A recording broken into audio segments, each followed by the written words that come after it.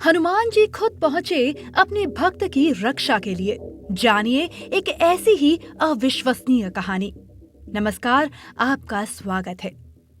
आपने रामायण में हनुमान जी के कई किस्से सुने होंगे, टीवी पर उनको देखा भी होगा और शायद आपने आसपास चमत्कार होते भी देखे होंगे। हनुमान जी चिरंजीवी हैं, इसका मतलब वे अमर हैं। हनुमान जी जीवन और मृत्यु के चक्र से परे हैं। वे सदैव पृथ्वी पर थे और अब भी हैं और सदैव रहेंगे।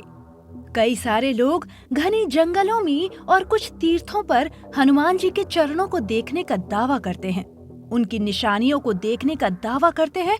पर ये क्या किस्से कहानियां हैं, चमत्कार है या सच में हनुमान जी हैं? क्या हनुमान जी सच में अपने भक्तों की पुकार सुनकर उनकी मदद को आते हैं?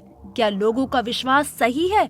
ऐसे कई सारे सवाल आपके मन में भी आते होंगे। तो चलिए आज इन्हीं सवालों का जवाब आपको हम ऐसे ही एक सच्चे भक्त की आस्था की कहानी सुनाकर देना चाहेंगे।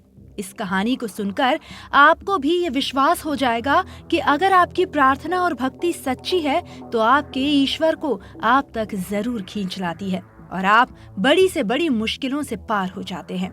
पर उससे पहले अगर आपने हमारे चैनल को अभी तक सब्सक्राइब नहीं किया है तो इसे सब्सक्राइब कर लीजिए, जिससे आप ऐसी ही भक्तिमय कहानियां सुन सकें। ये कहानी है जामनगर शहर में रहने वाले सोमेश साह की। उनके पिताजी हनुमान जी के बहुत बड़े भक्त और सेवक हैं।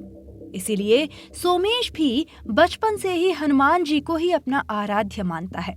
ऐसा कोई दिन नहीं जाता जब वो घर से हनुमान जी का पाठ पूजन किए बिना निकले। इतना ही नहीं, उसे कॉलेज से जब भी छुट्टी होती तब वो पास ही के हनुमान मंदिर जाकर मंदिर की सेवा भी करता। वैसे उसके इतना हनुमान जी के प्रति भाव और प्यार देखकर उसके कई सारे दोस्त उसका मजाक भी बनाते थे। लेकिन भक्त जब भक्तिमय हो जाए तो उसे किसी चीज से कोई फर्क नहीं पड़ता। सोमेश का जीवन बहुत ही सरल और साधारण सा था और उसका स्वभाव भी बिल्कुल शांत था। सोमेश पढ़ाई में भी काफी होशियार था, पर वो कहते हैं ना, कुछ लोगों से किसी की अच्छाई बर्दाश्त नहीं होती। सोमेश की चाची और चाचा हमेशा से ही उनके घर से जलते थे, क्योंकि हनुमान जी की कृपा से सोमेश के पिताजी अच्छा कमाते थे और सोमेश की भी अब बैंक में नौकरी लग गई थी। इससे उनके अंदर की जलन और ज्यादा बढ़ गई थी। उसके चाचा चाची हमेशा कोई ना कोई मौका ही ढूंढते रहते थे सोमेश को नीचा दिखाने का, किंतु हनुमान जी की कृपा से सोमेश हर मुश्किल से बच जाता था। एक दिन सोमेश बैंक से बहुत सारा रुपया घर ले आया, जो उसके सीनियर ने उसे संभाल कर दूसरे दिन लाने को कहा था। उसने घर आकर अपनी माँ से वो रुपए संभाल कर रखने को कहे, जिससे वो दोबारा दूसरे दिन उसे बैंक में जमा करा दे। बस उसके चाची को इसी चीज का इंतजार था। उसकी चाची ने मौका देखते ही वो रुपए चुरा लिए और सोमेश ने सुबह जब वो पैसे ढूंढने शुरू किए तो वो पैसे उन्हें कहीं नहीं मिले। सोमेश के पैरों तले जमीन खिसक गई।